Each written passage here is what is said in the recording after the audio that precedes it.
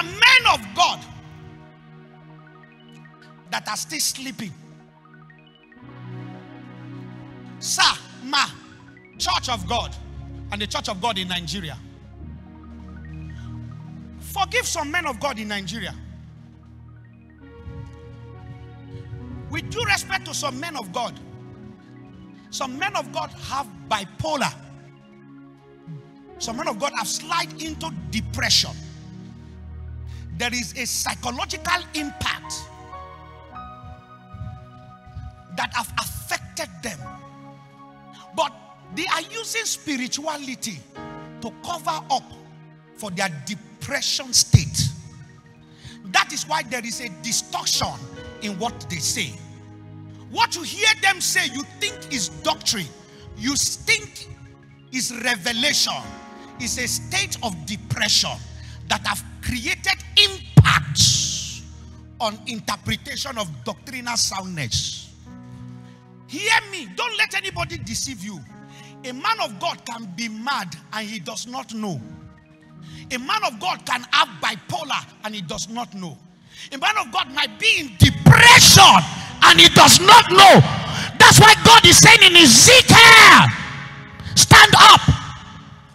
I want to advise every man of God who have gotten to a state where you are no longer thinking straight. Ministry, please pray for men of God.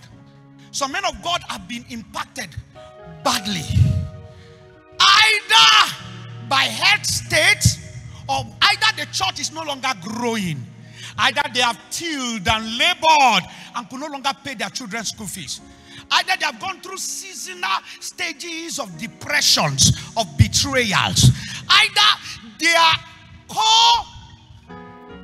co-ministers, contemporaries have gone ahead of them, either spiritual sons they raise up have become mightier than them, and they are trying to find an answer to the equation and they could not find.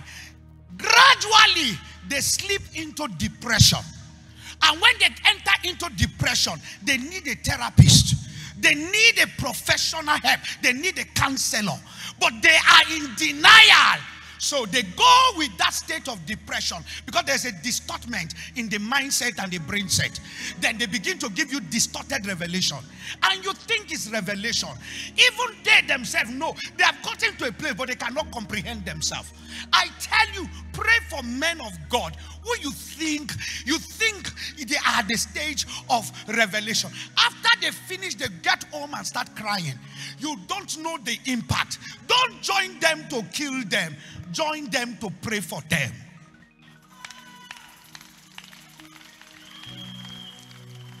Don't be spiritual to the extent that you don't seek medical attention, professional attention.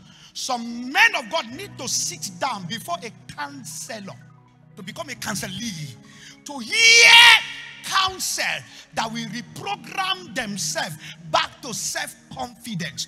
They have been devaluated to a point whereby they don't feel anything resourceful can come out of them. So they attack anybody that become what they are trying to become that they cannot become. Sometimes, men of God, leave the pulpit and find healing for yourself. Even a spiritual son, if you become too overambitious, he can become depressed to a point where you begin to talk out of point and cannot reconcile as a result of inordinate ambition. Everybody wants to be successful, and sometimes successful people become the enemy of poor men. Check.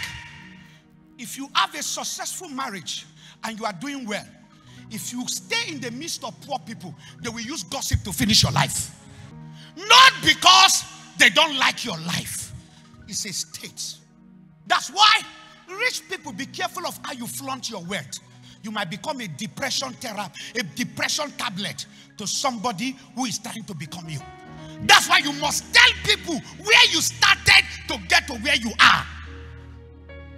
The second point, there are men of God in drugs, taking hard drugs, injecting themselves in order to come out of depression that have been caused as a whip of ministry.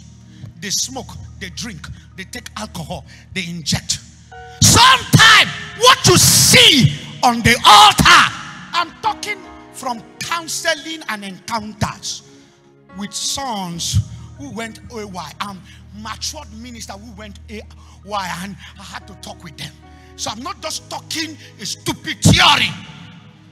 Hear me? They have been depressed, and the only way they come out of depression is to inject themselves, is to take drugs. And when they take the drugs, it is a relaxant to their mentality. And when you see them talk, you think it's the Spirit of God talking. They are acting under the influence of a drug. There are politicians doing the same thing. We have leaders injecting themselves.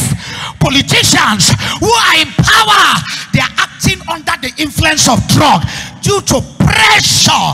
The Holy Ghost is the only relaxant of pressure of life when you go through life.